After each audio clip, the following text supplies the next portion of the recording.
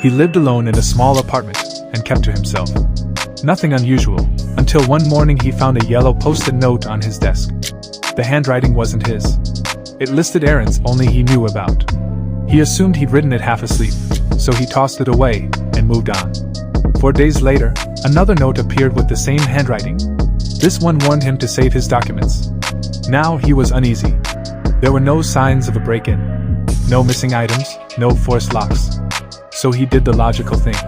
He set up a webcam, aimed at his desk program to record any movement while he slept. Days passed. Then, he woke up to a third note.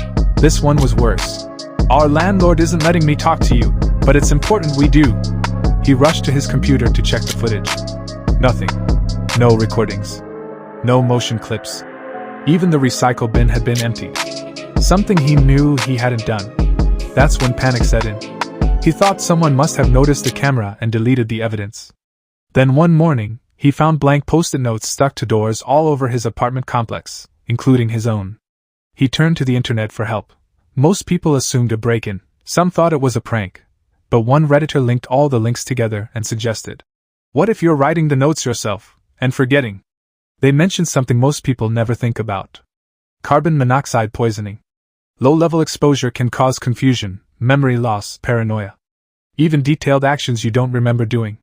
He bought a detector that same day, and it went off immediately.